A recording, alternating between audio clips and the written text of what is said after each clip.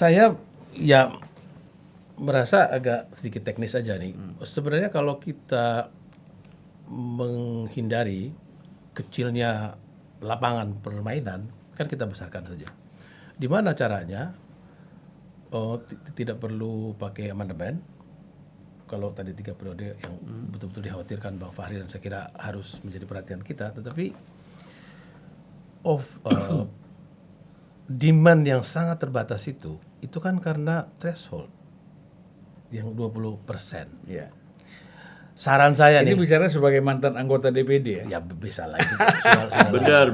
Iya dong, mantan senator kita ini.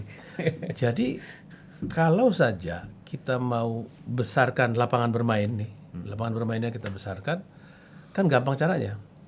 Dinolkan saja presidensial threshold, atau kalau mau tetap kita memakai parliamentary threshold yang lebih ringan misalnya, supaya parlemen kita tidak terlalu banyak partai yang tumpah ruah gitu.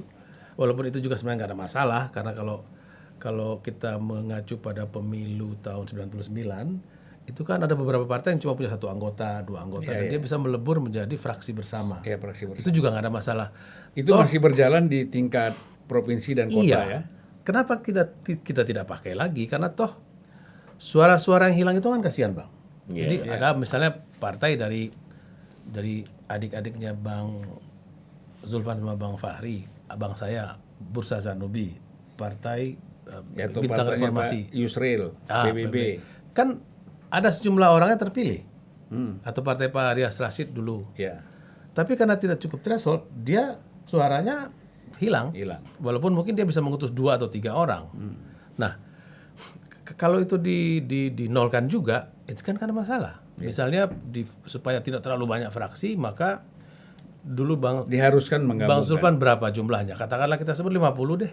Kan 50 itu kan bisa jadi gabungan fraksi-fraksi. Toh mereka bisa mengambil keputusan dengan rapat-rapat fraksi, dan atau dikecualikan pada isu tertentu mereka bisa bicara atas nama partai dan daerah pemilihannya. Nah, sehingga struktur horizontal yang disampaikan Bang Fahri tadi betul-betul terwakili. Karena kalau tidak maka betul-betul vertikal, Bang. Jadi suara-suara dapil-dapil kecil akan terlindas oleh dapil raksasa. Saya kasih contoh. DPD kan 4 orang anggotanya. Tapi kan tidak diperkuat. Kan sebenarnya itu kan gampang sekali. Kita mencontoh Amerika kan. Amerika 2 saja. Dengan 2 tetapi kekuasaannya kuat, maka kita bayangkan daerah seperti Maluku Utara atau Bangka Belitung atau daerah-daerah kecil lainnya itu kan menyumbang anggota DPR mungkin 4 atau 5 gitu. Bayangkan dibagi ke daerah saya juga begitu.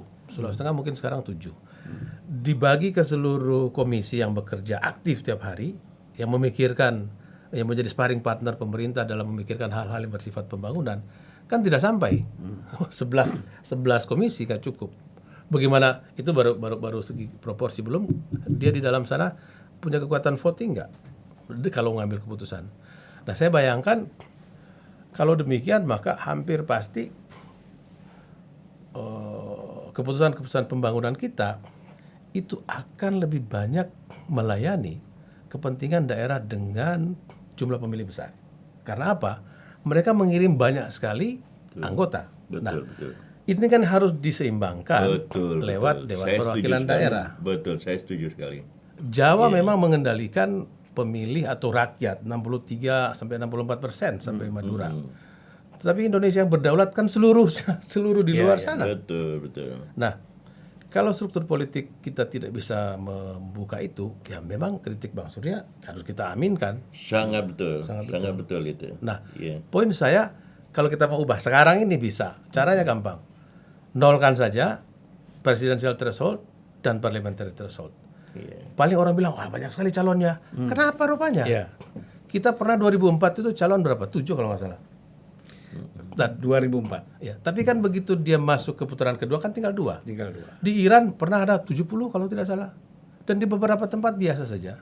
Toh akhirnya dia akan mengerucut pada putaran kedua.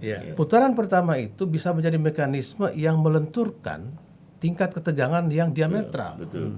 Jadi ada semacam, ya kayak kita pertandingan lah. ada semifinal, ada perempat final, ada perdelapan final. Jadi emosi itu tidak hanya muncul pada saat satu kali event. Iya. Nah, itu satu. Atau kalau mau tidak mau lebih ekstrim, kita turunkan saja. Misalnya kita sepakat, oke, parlemen jangan terlalu banyak deh, dia punya partai 5%, Bang, misalnya. Batas ambang parlemen 5%. Oke? Kalau begitu presidential threshold 5% juga aja. Kan simple. Daripada kita kutak-katik out of the blue, apa alasan 20%? Kenapa tidak 25%? Kenapa tidak 22,5%? Poinnya adalah logiknya harus sama saja. Iya. Kalau kita ingin membatasi kesertaan partai dalam mengirim orang di parlemen, misalnya 5%, maka katakanlah mereka itu, gabungan dari mereka itu, toh akan menyokong calon presiden. 5 aja. Kalau 5 saya bayangkan mungkin kita punya calon sekitar 10. Ya bisa 5 lah, 5 paling minimal ya. Ya kalaupun 10 kan nggak apa-apa juga. Nggak apa-apa. Ya kan? Misalnya, toh ada putaran kedua dan belum tentu 10 juga. Kalau orang bersepakat berundang-berunding, kan bisa juga 2, tetapi dengan cara yang lebih alamiah daripada sekarang. Yang dikhawatirkan Bang Surya itu kan mengecilnya ruang seleksi. Nah, ini kan juga terjadi pada pilkada-pilkada. Pilkada dengan saya nggak tahu, lupa saya jumlahnya berapa itu threshold buat pilkada. Sama kan? Berunding. Sama sampai kemudian si calonnya lawan kotak kosong. Kotak kosongnya ada yang menang. Ada yang menang di Sulawesi. Ya? Iya. Kan yang rugi rakyat untuk itu. Dia tidak berkesempatan melihat begitu banyak kandidat, Tuh. begitu banyak calon. Iya. Nah, banyaknya calon ini kan baik saja. Kenapa harus takut? Iya. Misalnya saya bayangkan 10 deh. 10 itu saya bayangkan mungkin ada dari Aceh 1. Dari Sulteng mungkin mengirim wakil presiden, calon wakil presiden. Dari NTT mungkin ada 1 calon wakil presiden.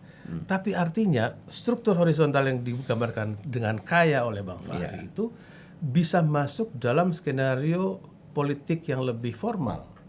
Dengan demikian, rakyat merasa terwakili.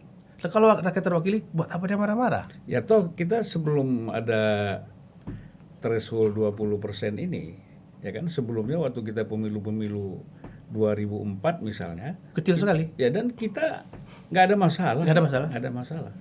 Dulu kan pernah ada calon Pak Amin Rais dengan Sisono. Yudohusodo, Hamzah Has, Susilo Bambang Yudhoyono dengan M. Yusuf Kalla, Hamzah Has dengan Agung Gumelar, terus Mbak Mega. Ibu Mega dengan Hashim Asim Muzadi, Muzadi, Wiranto sama Salahuddin Wiranto Wahid. dengan Salahuddin Wahid. Ya, Ada masalah? Nggak ada. nggak ada. Itu salah satu pilpres yang rame saja, tidak serem, rame. Dan akhirnya mereka membuat kesepakatan waktu putaran kedua. Kan gitu. Memang terlihat ada perkubuan. Kubu kerakyatan melawan kebangsaan. Tapi kan itu pertandingan Ya. ide saja. Tapi saya lihat begini juga Bung Ican ya, Bang Fahri, persoalan presidensial threshold ini kan juga merupakan problem dan mentalitas partai politik kita. Jadi gini poin Artinya saya, memang untuk mereka- pertanyaan tadi, Iya. Bang Zulfan, kalau Bang Surya melanjutkan pidato yang mengesankan tadi, Tuh. dengan menjadi pelopor, menyederhanakan ambang batas pencalonan presiden, saya kira luar biasa.